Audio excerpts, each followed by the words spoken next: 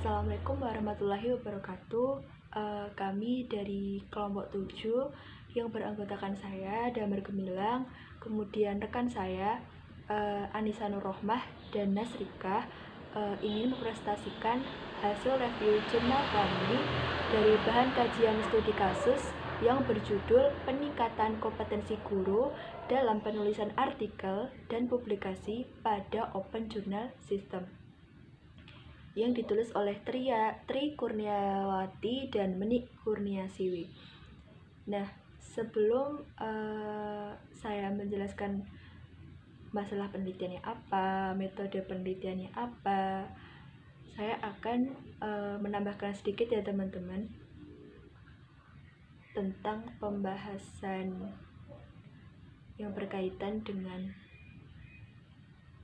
profesional guru.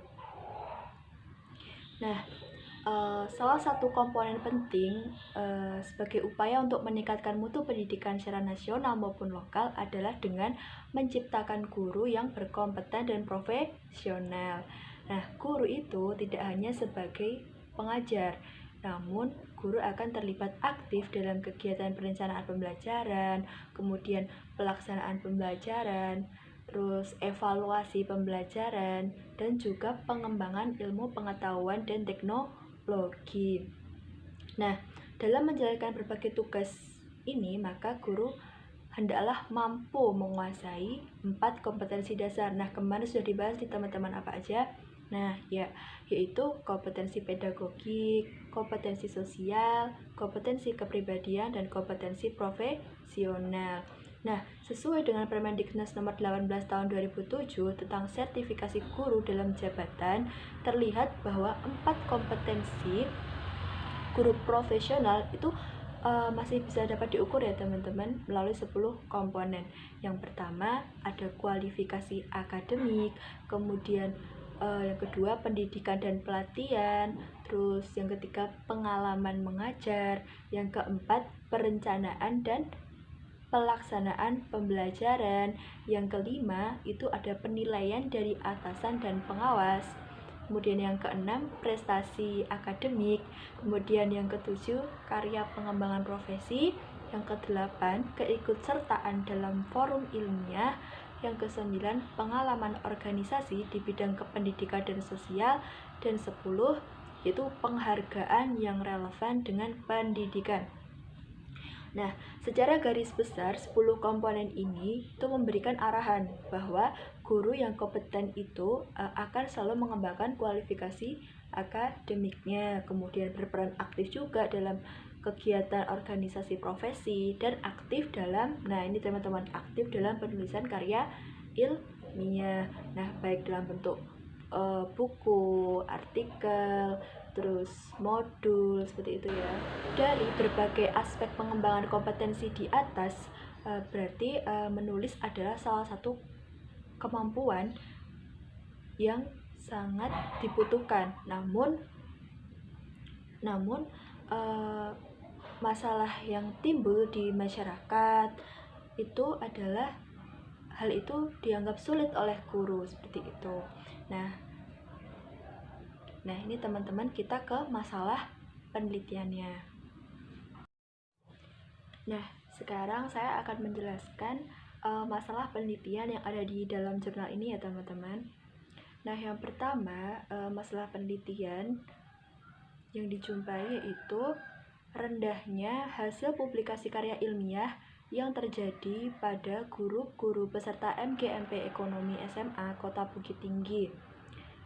Nah, hal ini dibuktikan dari hasil wawancara dengan Ketua MGMP Ekonomi Kota Bukit Tinggi bahwa dari 25 orang guru anggota dari MGMP Ekonomi tersebut dari berbagai SMA di Kota Bukit Tinggi baru dihasilkan 10 karya PTK dan belum ada yang dipublikasikan di jurnal ISSN dengan OJS. Nah, hal tersebut disebabkan oleh beberapa penyebab ya teman-teman. Nah, yang pertama, guru-guru sudah lama tidak menulis sehingga membuat penelitian tindakan kelas dan artikel terasa sulit. Kemudian yang kedua, guru cenderung hanya memiliki buku pelajaran yang akan diajarkannya. Nah, misalnya buku pelajarannya itu hanya buku bahasa Arab gitu. Nah, akibatnya apa?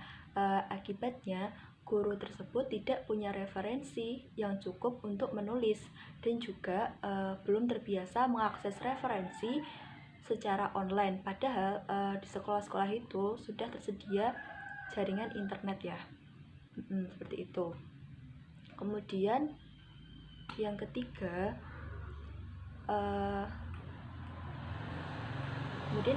yaitu guru tidak terlalu mengenal teknik penulisan dan submitting artikel pada jurnal. Kemudian yang keempat, artikel ilmiah masih asing bagi guru, baik untuk dibaca maupun ditulis. Kemudian yang kelima, guru merasa sudah kerepotan dengan tugas harian sebagai guru, terutama tugas proses belajar mengajar. Nah, padahal dalam penulisan karya ilmiah tersebut bisa dilakukan secara kolaborasi, seperti itu. Nah, di sini selanjutnya ada kajian penelitian sebelumnya. Nah, di sini tuh ada beberapa penelitian yang menggambarkan hal yang sama. Yang pertama, menggambarkan masalah yang sama.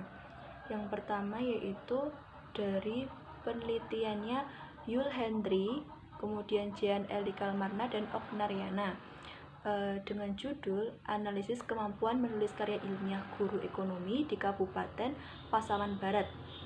Nah, hasil penelitiannya yaitu mengungkapkan bahwa nilai rata-rata kemampuan guru dalam menulis karya ilmiah ekonomi SMA di Kabupaten Pasaman Barat berada pada kategori tinggi dengan nilai 74,48. Namun, pada indikator pengalaman publikasi karya ilmiah masih rendah dengan nilai 58,33, sehingga sekolah maupun pemerintah perlu membuat program-program untuk membantu meningkatkan publikasi karya ilmiahnya guru. Kemudian kajian penelitiannya dari Kartowagiran yang berjudul Kinerja Guru Profesional atau Guru Pasca Sertifikasi. Nah, hasil penelitiannya yaitu mengungkapkan bahwa 90% guru belum pernah membuat karya tulis yang dipublikasikan pada jurnal, majalah, atau surat kabar. Bahkan 80% guru belum pernah melakukan penelitian.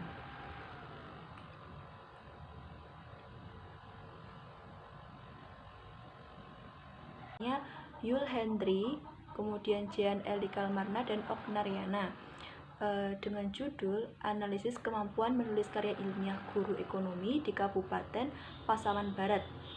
Nah, hasil penelitiannya yaitu mengungkapkan bahwa nilai rata-rata kemampuan guru dalam menulis karya ilmiah ekonomi SMA di Kabupaten Pasaman Barat berada pada kategori tinggi dengan nilai 74,48. Namun, pada indikator pengalaman publikasi karya ilmiah masih rendah dengan nilai 58,33, sehingga sekolah maupun pemerintah perlu membuat program-program untuk membantu meningkatkan publikasi karya ilmiahnya guru.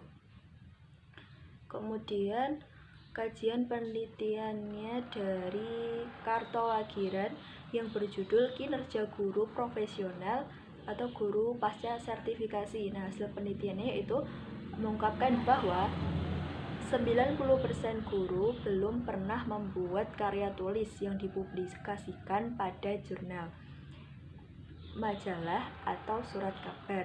Bahkan 80% guru belum pernah melakukan penelitian.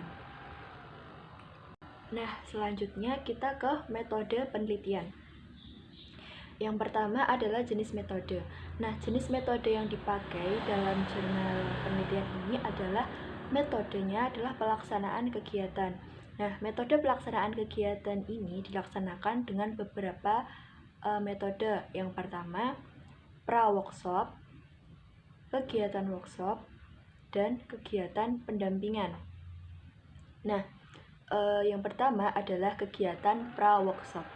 Nah, kegiatan ini dilakukan untuk mereview laporan penelitian, tindakan kelas yang telah dimiliki oleh guru dengan mengidentifikasi bagian-bagian yang masih kurang untuk bisa dijadikan artikel yang dapat dipublikasikan. Selain itu, hal ini dapat membantu mengetahui kemampuan awal guru dalam menulis. Kemudian yaitu kegiatan yang kedua, yaitu kegiatan workshop, itu yang kedua ya.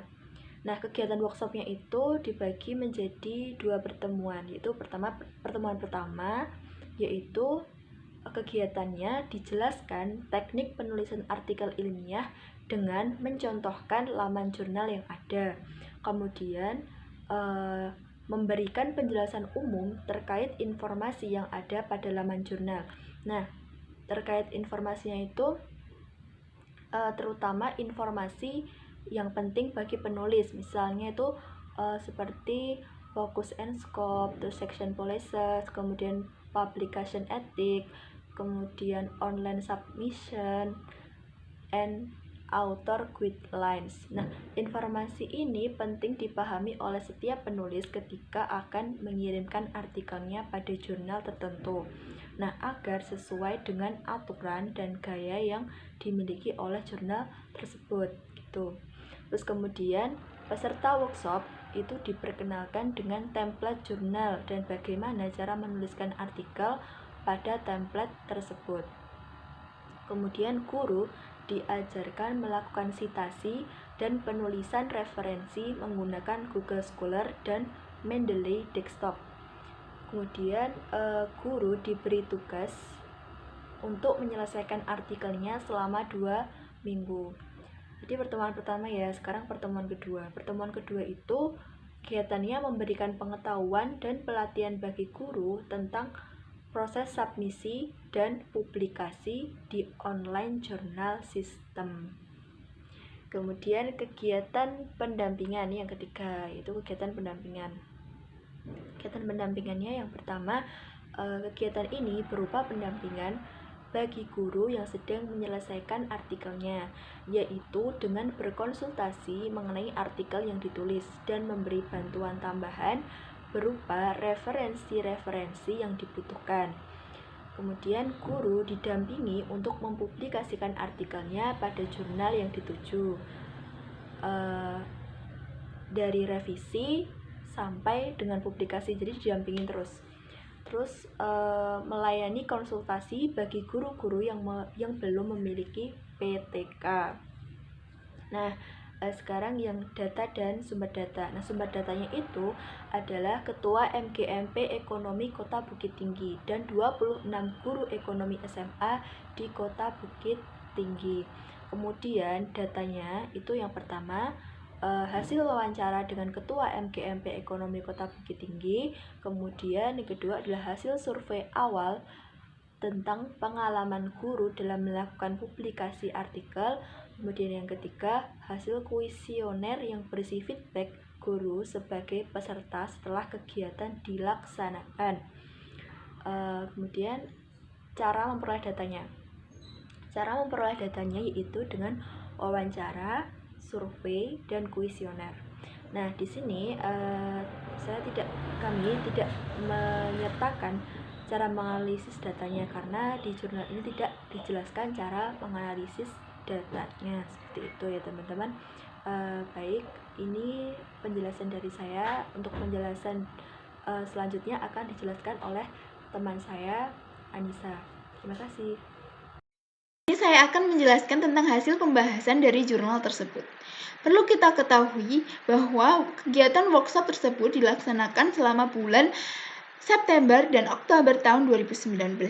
Nah, pada kegiatan pra-workshopnya, panitia melakukan pendataan peserta.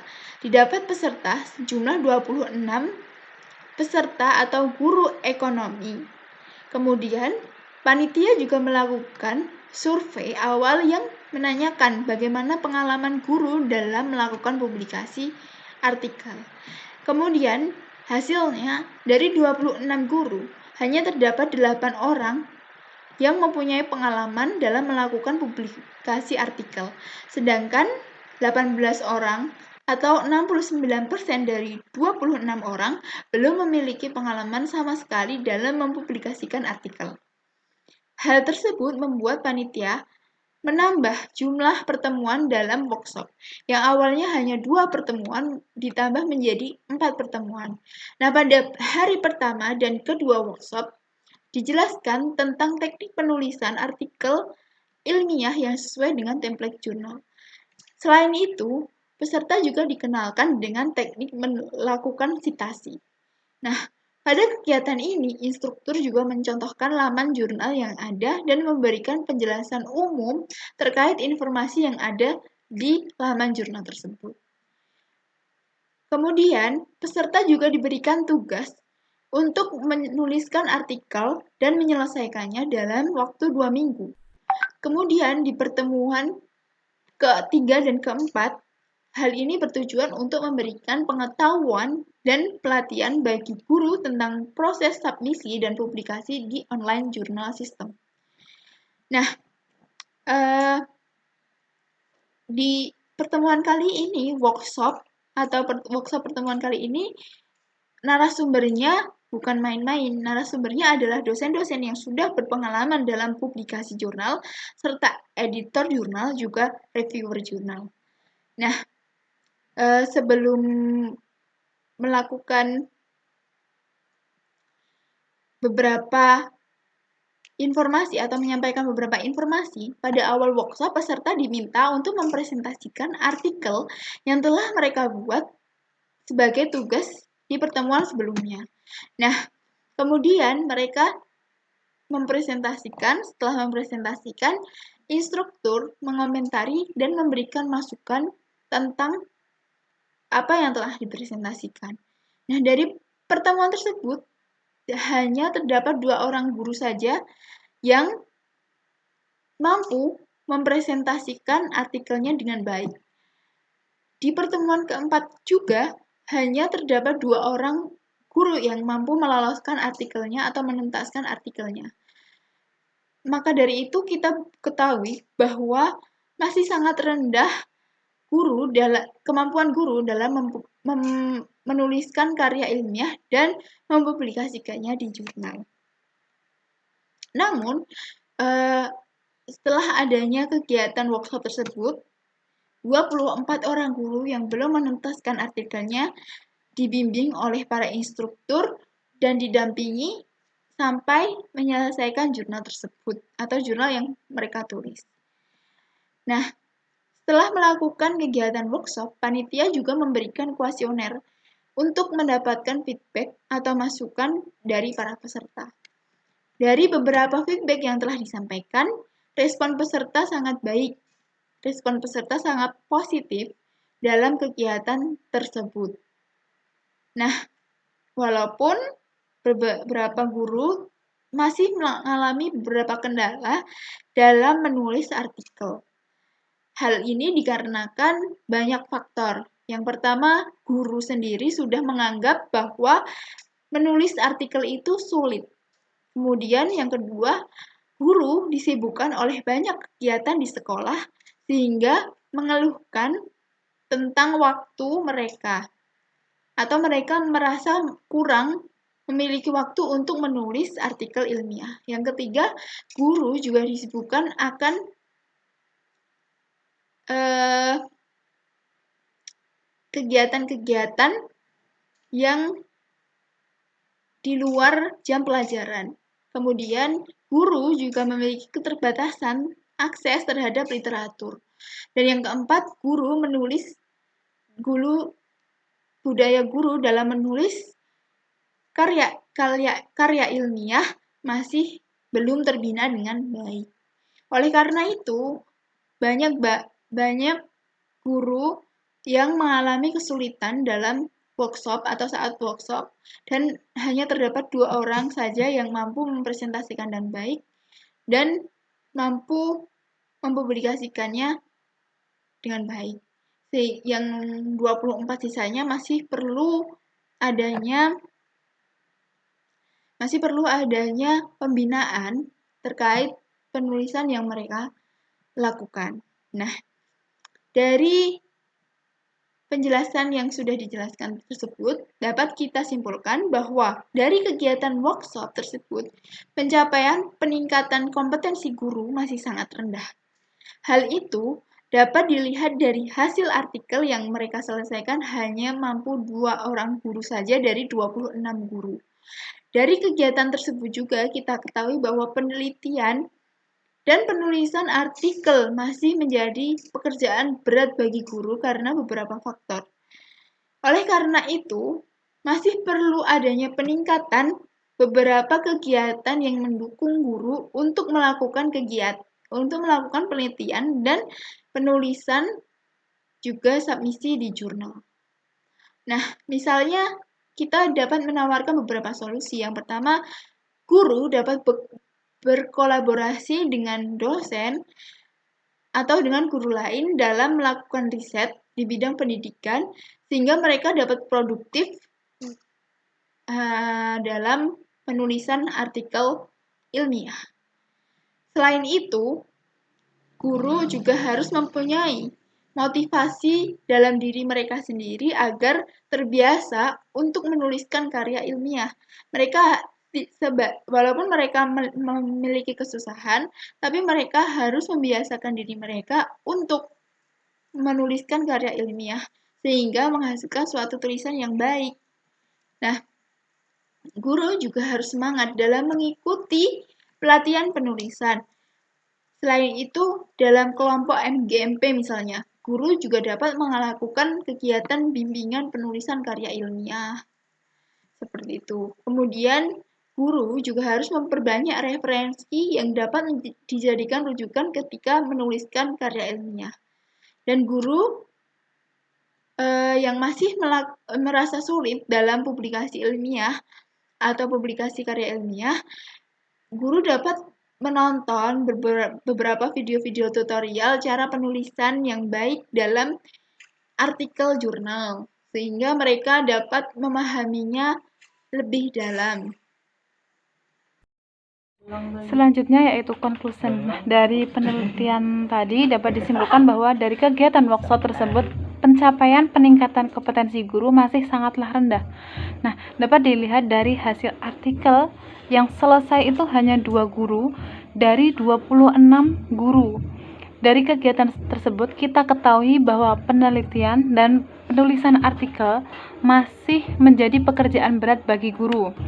Untuk itu, masih perlu adanya peningkatan beberapa kegiatan yang mendukung guru untuk melakukan penelitian serta kepenulisan artikel.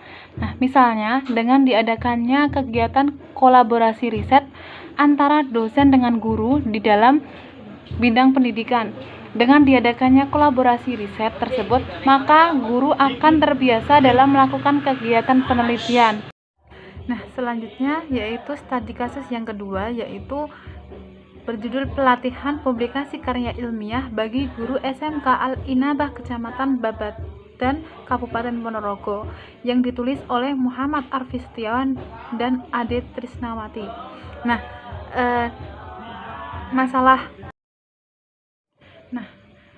masalah penelitiannya yang pertama yaitu banyak guru yang stagnan di golongan ke-4A karena untuk naik ke jenjang golongan 4B itu mereka harus menulis karya ilmiah dan publikasi.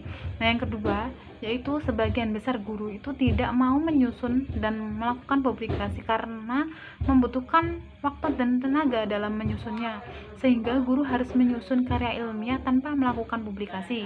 Dan yang ketiga yaitu banyak proses publikasi yang dimulai dari harus membaca referensi sebanyak mungkin dan menulis kemudian melewati proses editing, penyesuaian saran dari editor, serta harus memperhatikan plagiasi membuat kurangnya motivasi guru sehingga banyak karya ilmiah dari guru yang tidak dipublikasikan secara luas.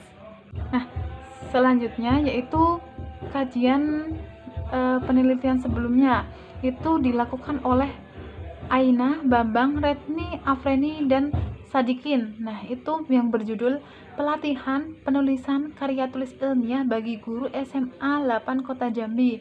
Itu dari Jurnal Inovasi Pendidikan Ekonomi.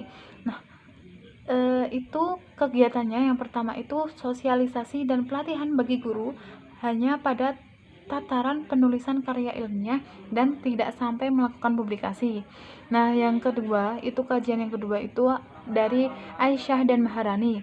Itu yang berjudul Pelatihan Menuliskan Artikel Ilmiah bagi Guru Sekolah Dasar dan Taman Kanak-kanak Kecamatan Tajinan Kabupaten Malang.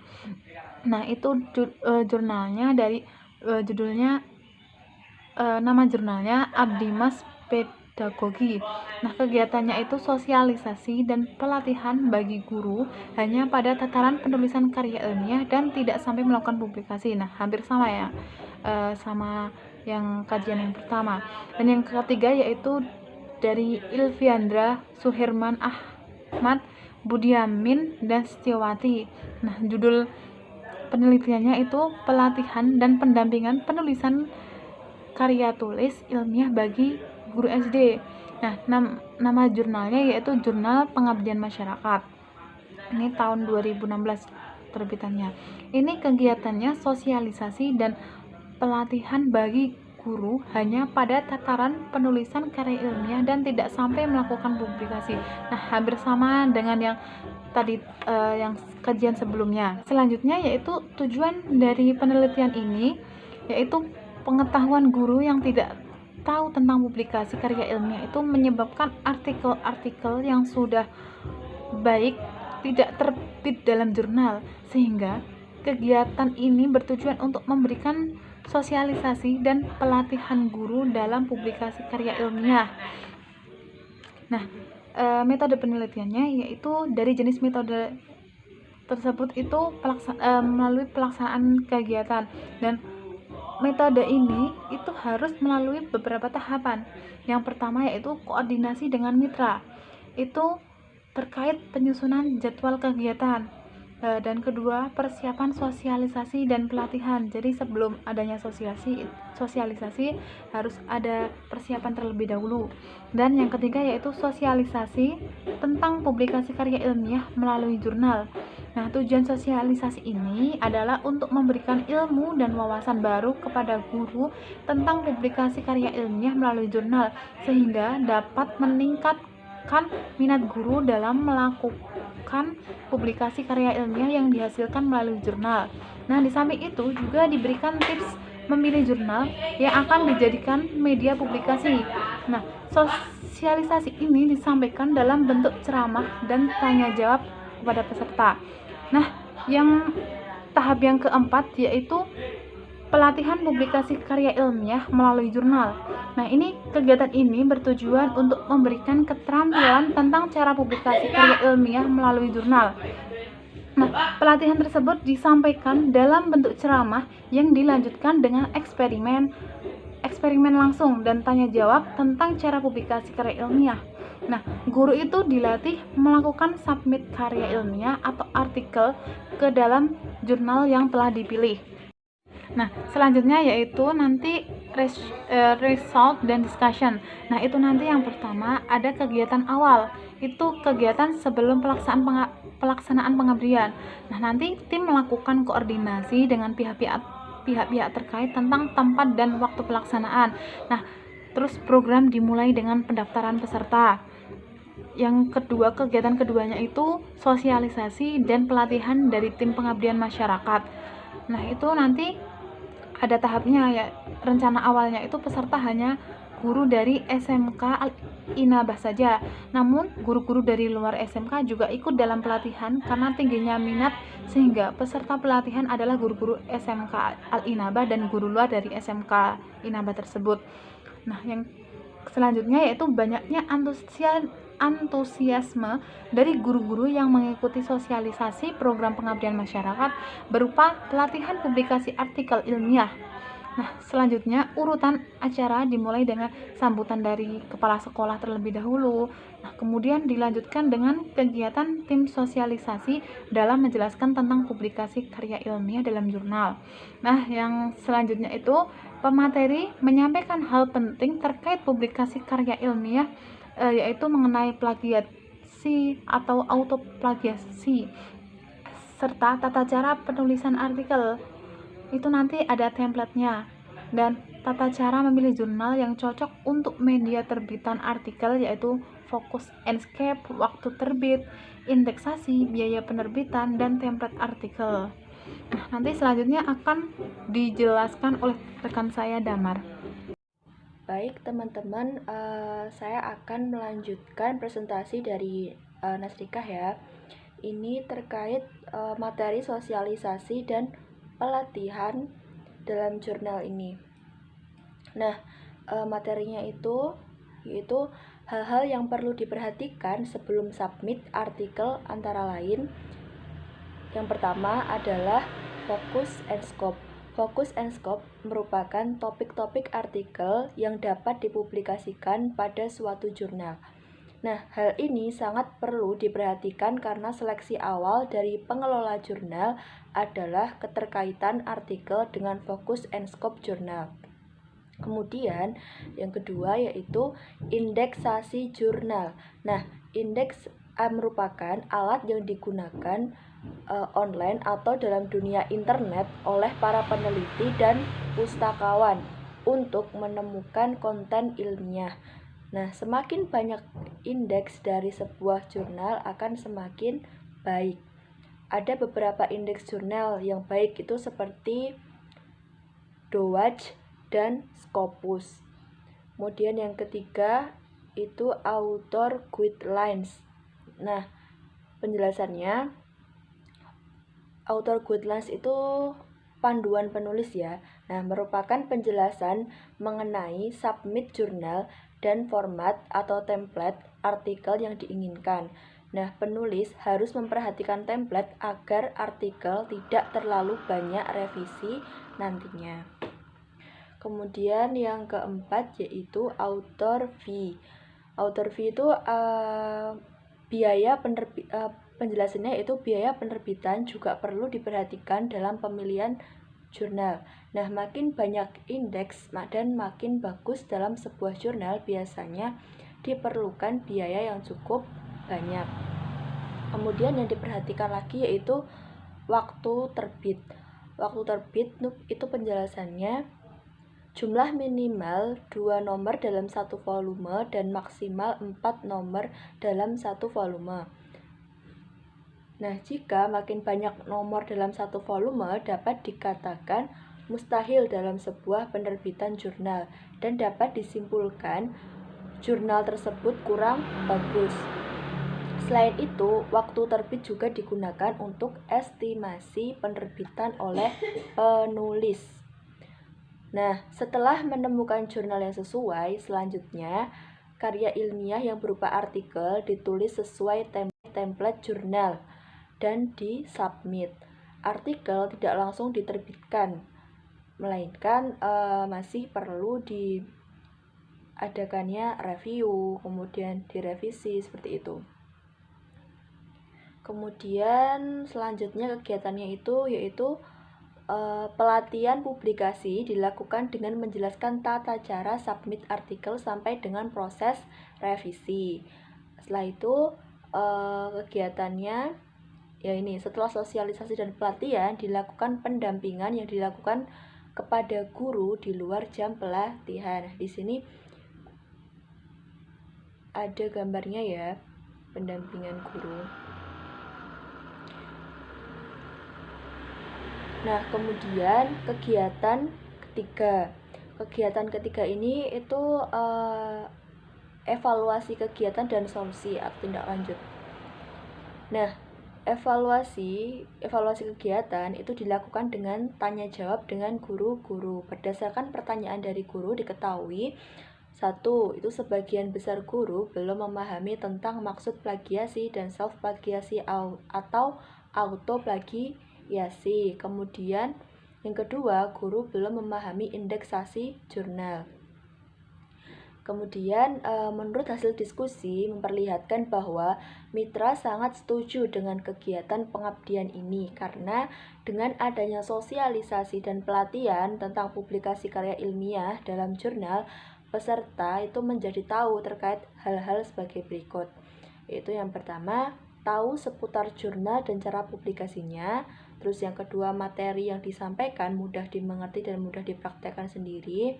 Kemudian yang ketiga, waktu pelaksanaan kegiatan tidak mengganggu kegiatan belajar mengajar karena dilaksanakan ketika siswa telah selesai melakukan ujian.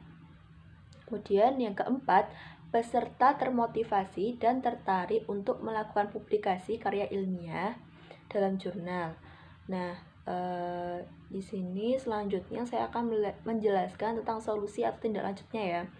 Nah, solusi yang pertama itu diharapkan ya untuk kedepannya itu kegiatan pelatihan dan pendampingan guru mengenai karya ilmiah itu memang diperlukan gitu, dan dilaksanakan secara berkelanjutan untuk memberikan wawasan, motivasi kepada guru. Karena program tersebut dapat memberikan layanan pengembangan kompetensi guru khususnya dalam memenuhi angka kredit dan kenaikan pangkat atau jabatan fungsional guru. Baik teman-teman, saya akan melanjutkan untuk menjelaskan permasalahan yang ketiga, yaitu dari jurnalnya Marta Dinata dalam jurnal pengabdian pada masyarakat yang berjudul Pelatihan Penulisan Artikel Ilmiah dan Publikasi di Jurnal bagi Guru SMA Negeri 4 Tualam, Kabupaten Siak. Nah, di sini saya akan menjelaskan permasalahan yang ada dalam jurnal ini dulu. Nah, permasalahan yang pertama itu adalah jumlah publikasi penelitian di Indonesia perkara ilmiah masih sangat rendah. Kemudian yang kedua, permasalahan yang kedua itu adalah rendahnya kemauan dan kemampuan menuliskan hasil-hasil penelitian secara kontinu oleh guru dan dosen. Kemudian yang ketiga itu adalah kurangnya pengembangan dan penyebaran publikasi hasil-hasil penelitian ilmiah. Kemudian di sini ada kajian literatur atau penelitian sebelumnya, yaitu oleh Subekti dengan judul Ranking Publikasi Ilmiah Internasional Indonesia. Itu menghasilkan bahwa diketahui bahwa peringkat publikasi Indonesia berada di urutan 61 dari 239 negara, yaitu dapat disimpulkan bahwa publikasi di Indonesia itu masih kalah jauh dibanding dengan negara-negara di ASEAN. Jadi Indonesia itu masih kalah jauh dalam publikasi ilmiah gitu, dalam urutan 61 ya di sini. Kemudian tujuan penelitian ini adalah untuk meningkatkan kemampuan dan eksistensi guru-guru SMA Negeri 4 Tualang Siak dalam meningkatkan mutu dan profesional guru sebagai seorang pendidik dan peneliti. Baik, untuk yang selanjutnya akan dijelaskan oleh teman saya. Nah, selanjutnya yaitu mengenai metode penelitian. Yang pertama yaitu jenis metode. Peneliti melakukan penelitian ini melalui pelaksanaan kegiatan pengabdian masyarakat. Nah, metode pelaksanaan tersebut itu dilaksanakan dengan beberapa prosedur.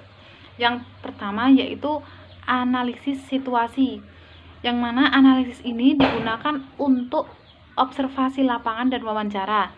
Dan yang kedua yaitu identifikasi masalah. Ini digunakan untuk mengidentifikasikan permasalahan mitra untuk dijadikan solusinya. Yang ketiga yaitu metode ceramah. Metode ini digunakan untuk memberikan pemahaman kepada para peserta tentang topik pengabdian, yaitu pelatihan penulisan artikel ilmiah dan publikasi di jurnal. Yang ketiga yaitu metode diskusi. Nah, metode ini dipilih untuk lebih memberikan kesempatan kepada para pemberi dalam materi yang diceramahkan. Yang kelima yaitu metode tutorial individu dan kelompok. Nah, untuk metode yang ini dipilih untuk melengkapi pemahaman tentang suatu materi yang telah diceramahkan dan didiskusikan dengan pengaplikasiannya secara langsung untuk memperbaiki naskah ilmiahnya masing-masing dengan diberi pendampingan. Yang selanjutnya yaitu sumber data. Nah, sumber data ini dari 25 guru di SMA Negeri 4 Tualang Siak, kepala sekolah dan wakil kepala sekolah bagian kurikulum.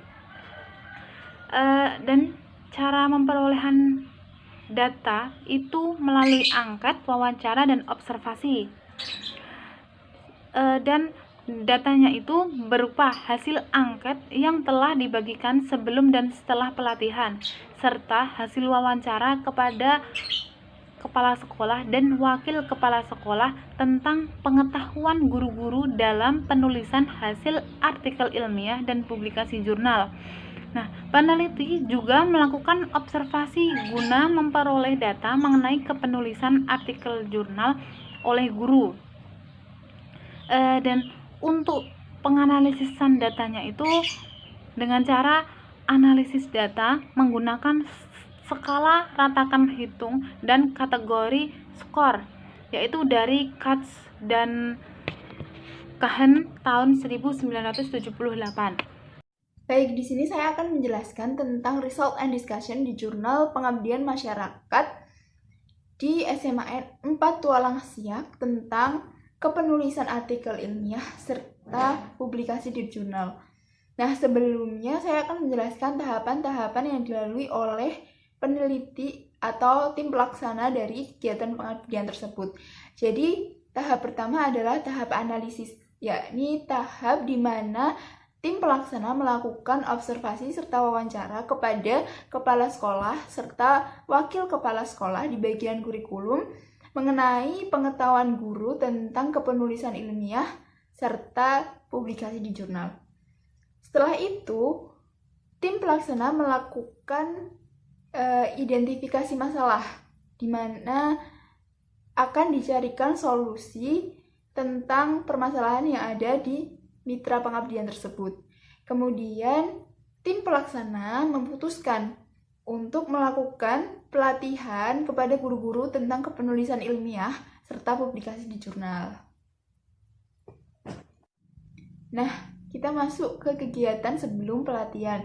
Kegiatan sebelum pelatihan ini adalah penyebaran angket oleh peneliti atau tim pelaksana, yang dimana angket tersebut terdapat 9 pernyataan dan 1 pertanyaan.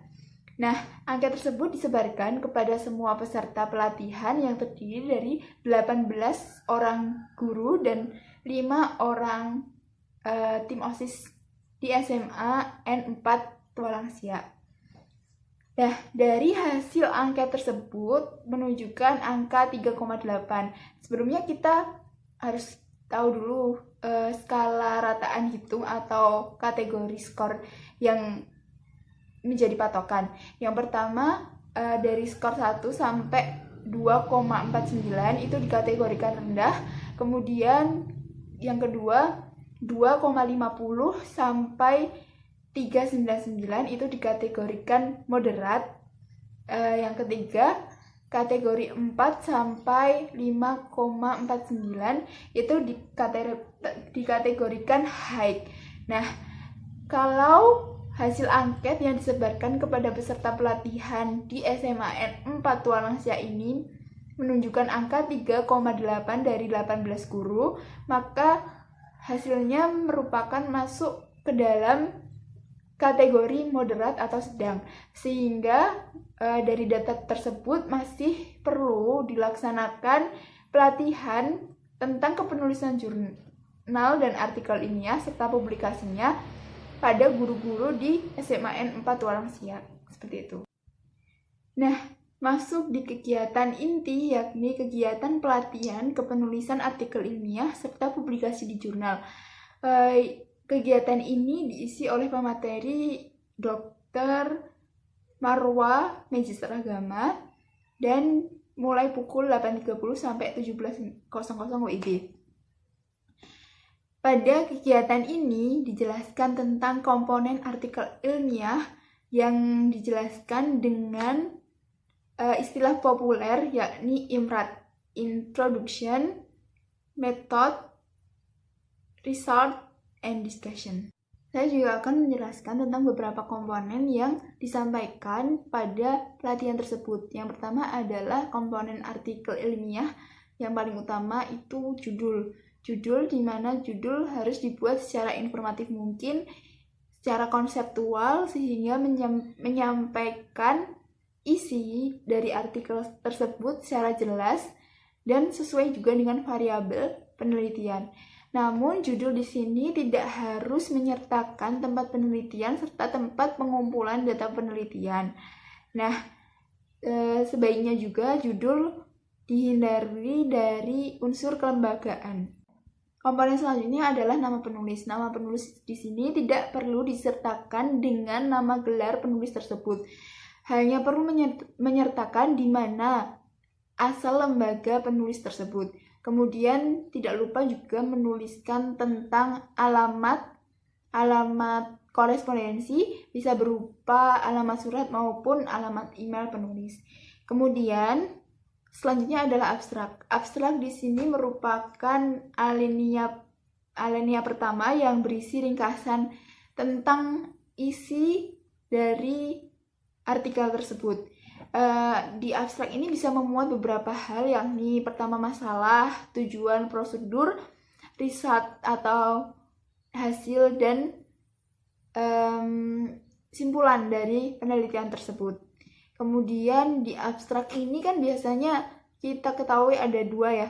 Ada yang pertama ada yang bahasa Inggris dan bahasa Indonesia. Yang bahasa Inggris itu emang diutamakan memakai bahasa Inggris, abstrak pastinya memakai bahasa Inggris karena agar mudah disitasi dalam publikasinya nanti. Kemudian kenapa harus ada abstrak bahasa Indonesianya? Karena abstrak bahasa Indonesia itu sudah diatur dalam Undang-Undang Bahasa, di mana harus menyertakan bahasa Indonesia dari abstrak yang sudah ditulis dalam bahasa Inggris.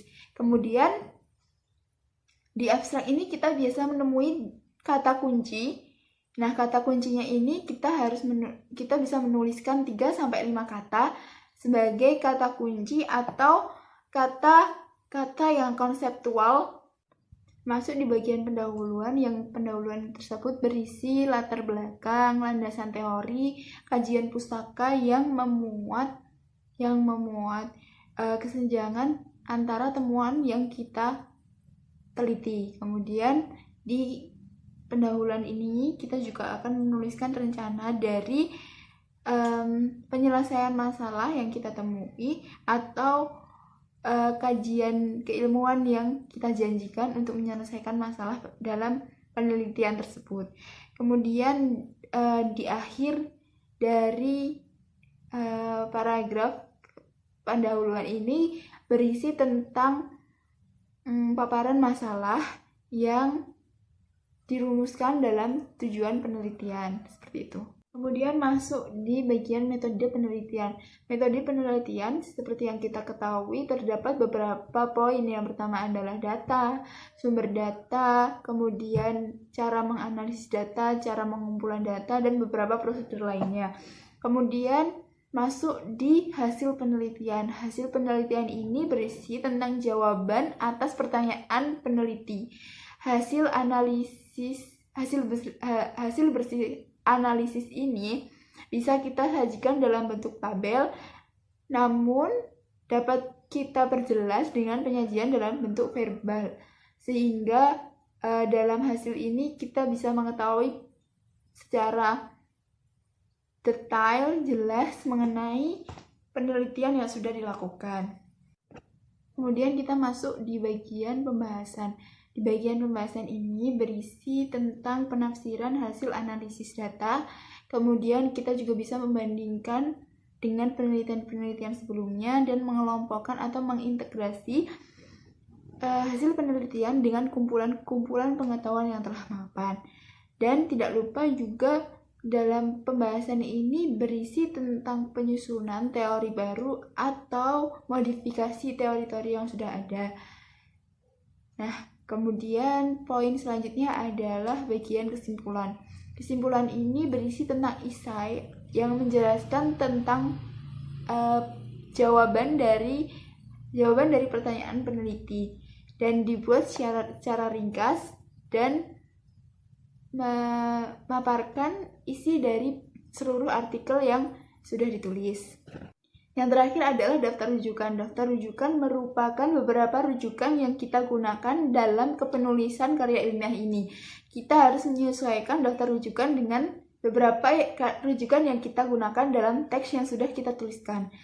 Tidak boleh menuliskan daftar rujukan yang bukan kita gunakan untuk merujuk dari kepenulisan artikel ilmiah tersebut. Nah, daftar rujukan yang baik itu daftar rujukan yang diterbitkan 10 tahun terakhir sebelum kita menuliskan artikel ilmiah tersebut. Dan cara penulisan daftar rujukan itu disesuaikan dengan ketentuan yang sudah dimuat dalam jurnal yang kita akan publikasikan artikel kita. Setelah sesi pemaparan materi, maka ada sesi tanya jawab. Setelah itu, pemateri juga tidak lupa untuk meminta data atas apa penelitian yang pernah dilakukan oleh peserta. Namun, ternyata dari data tersebut, peserta hanya menuliskan judul yang pernah mereka tulis ketika mereka melakukan penelitian di tingkat strata 1 atau sarjana. Kemudian, dari semua peserta tersebut, tidak ada yang pernah melakukan publikasi di jurnal, maka pemateri menyarankan kepada peserta untuk merancang kepenulisan artikel jurnal dari hasil penelitian di tingkat strata 1 mereka. Nah, peserta juga diberi penjelasan tentang bagaimana cara mensubmit artikel ke dalam sebuah jurnal. Peserta juga diberitahu tentang beberapa jurnal yang sudah terakreditasi Cinta dan terindeks Scopus. Nah, dari beberapa penjelasan tersebut, peserta jadi lebih tahu nih bagaimana cara penulisan sebuah artikel ilmiah yang baik dan bagaimana cara mensubmit sebuah artikel ke dalam jurnal. Setelah adanya kegiatan pelatihan, pemateri memberikan angket yang berisi 10 pernyataan. Dan dari penyebaran angket tersebut dapat disimpulkan bahwa persepsi guru tentang esensi, substansi, pengetahuan, pengalaman, serta fasilitas pendukung dan trainer menulis dalam penulisan artikel ilmiah ini masih sangat diperlukan. Hasilnya menunjukkan angka 4,3 dan masuk dalam kategori high, di mana dari hasil tersebut kita bisa ketahui bahwa guru-guru memberikan kontribusi positif pada kegiatan pelatihan tersebut. Sehingga dapat kita simpulkan bahwa kegiatan pelatihan penulisan artikel ilmiah dan publikasi di jurnal ini merupakan kegiatan yang memberikan aspek-aspek positif kepada para peserta, terutama guru-guru di SMA Negeri 4 Tualang Siak. Dan mereka bisa menjadi lebih mengetahui tentang bagaimana cara menulis yang benar, bagaimana cara mempublikasikan artikel di jurnal. Dan terdapat beberapa saran atau solusi yang bisa ditingkatkan lagi, yakni masih perlu diadakan pelatihan kepenulisan ilmiah baik di tingkat guru-guru SD, SMP maupun SMA secara kontinu dan berkelanjutan. Kemudian sebaiknya guru-guru harus saling memotivasi satu sama lain dalam kepenulisan karya ilmiah ini, karena penulisan karya ilmiah ini sebenarnya merupakan tuntutan wajib yang sudah diatur dalam Undang-Undang Angka Kredit dan Kenaikan Pangkat Jabatan Fungsional Seorang Guru. Nah, kemudian bagi saran atau solusi bagi dinas adalah dinas pendidikan harusnya secara serius memberikan perhatian dan pembinaan yang bersifat terstruktur dan sistematis, mengingat ada beberapa kesulitan yang dihadapi oleh peserta saat dilakukan pelatihan.